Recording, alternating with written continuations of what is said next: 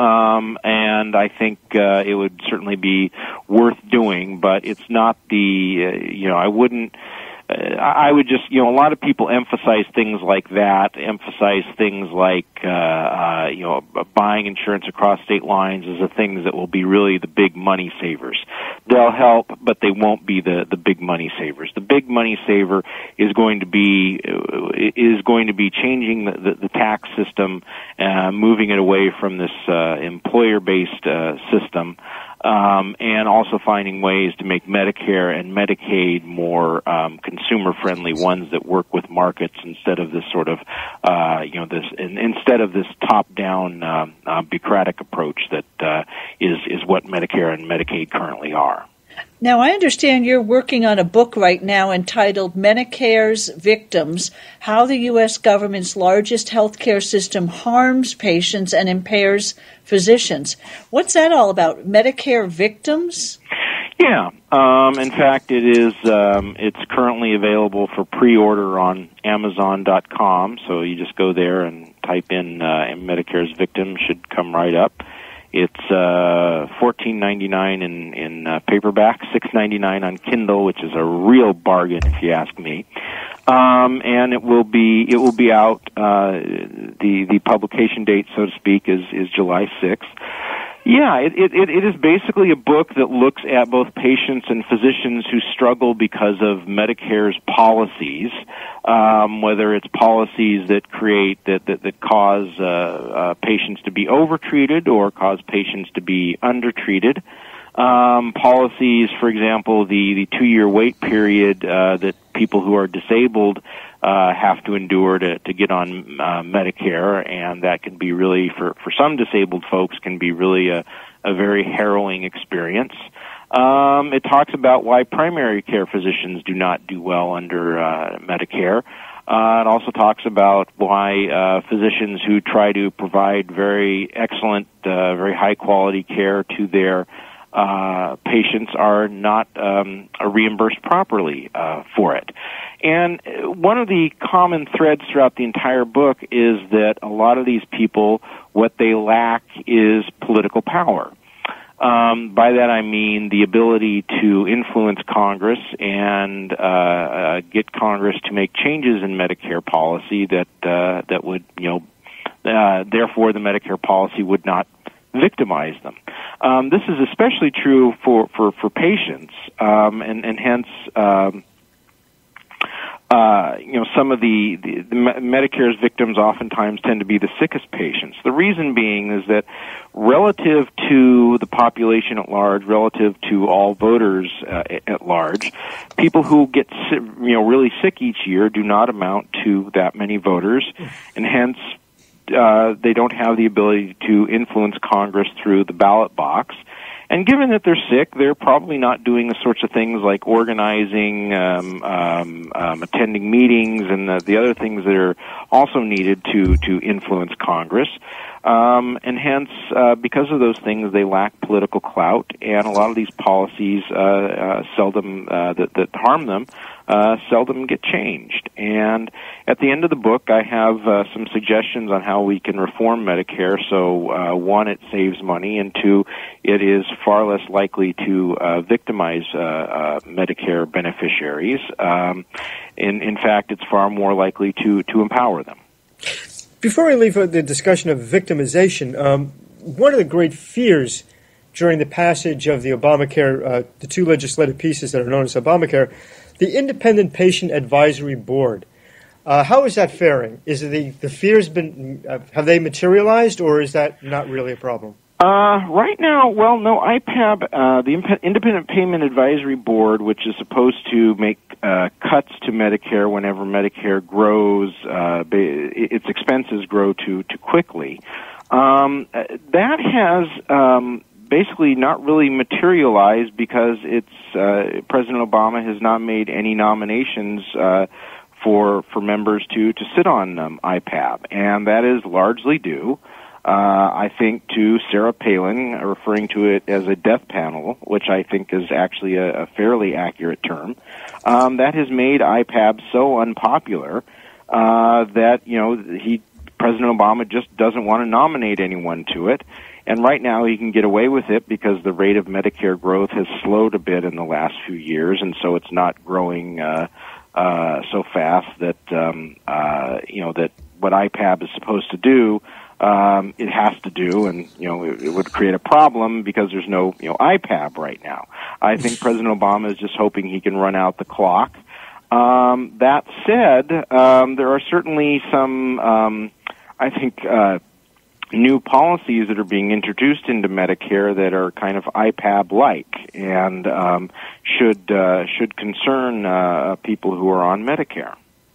Could you give us an example of those policies? Well, sure. In fact, just last night, the Senate passed a bill that, among other things, is supposed to repeal this thing called the sustainable growth rate in Medicare. It was one of these unworkable policies, and I'm actually glad that is gone. But included in there was something called the Merit-Based Incentive Payment System, or MIPS, and it is a kind of a new Medicare payment policy that is going to either give doctors a bonus or penalize them on their Medicare fees, depending on how well they do on various metrics. And the two of the metrics that they're going to be judged on, one is how well their patients score on certain quality measures, whether it's measures like blood pressure or blood sugar level or whatever, and on the amount of resources that physicians have to use to treat those patients.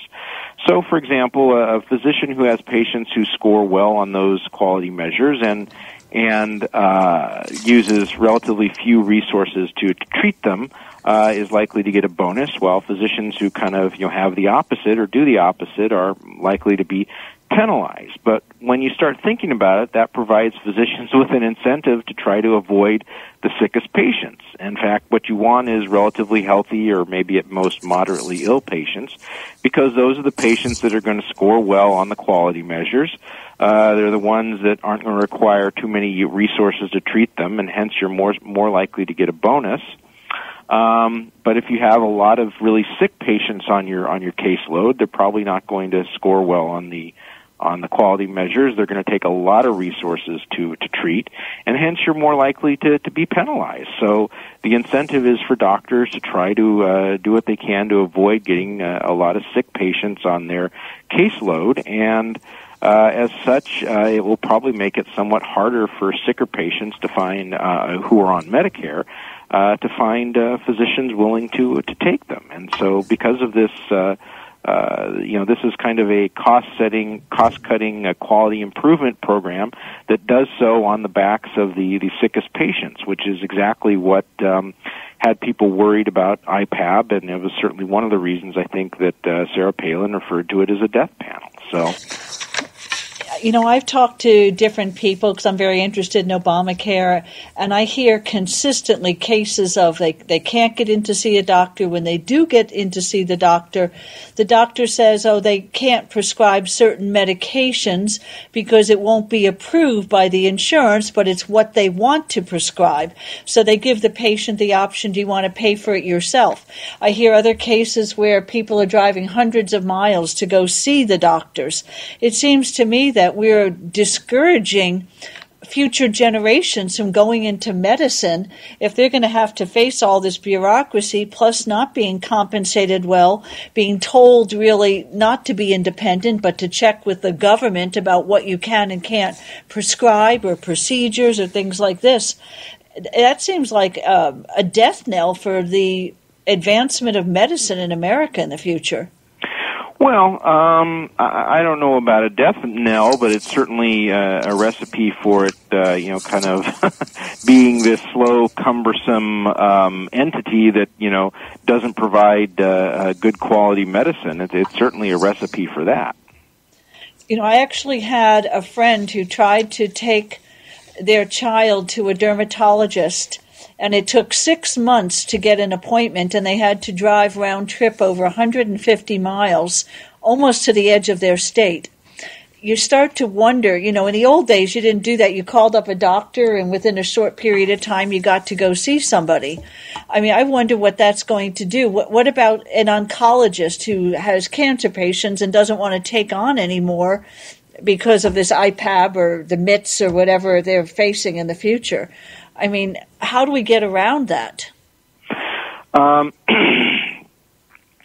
I don't really know how to get around it, something like that, other than to suggest that my advice to you is don't get sick. I mean, the way to get around it is you have to change. We need to reform the system so it is more market based, so that it responds to patients' needs and preferences. There's all sorts of things involved. I mean, we don't have very transparent prices in medicine, which is a problem, because prices are vital pieces of information that tell consumers and providers where to put their resources. We need to transform Medicare into something that promotes that enables people to become actual medical consumers. I think we need actually more private insurance that does that as well. We're certainly not going to get to that point with all the present Obamacare regulations on insurance. So, it's going to take a lot of reforms that transform our healthcare system into one that operates based on market principles. Now, have you seen that hospital groups are joining up and we're having actually fewer choices of medical establishments to go to across America, or is that just something that's a East Coast phenomenon?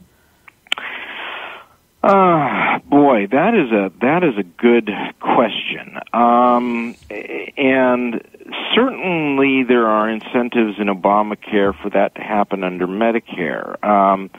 There is a big push right now to get most Medicare patients into what's known as an accountable care organization, which it's never been entirely clear to me exactly what those are.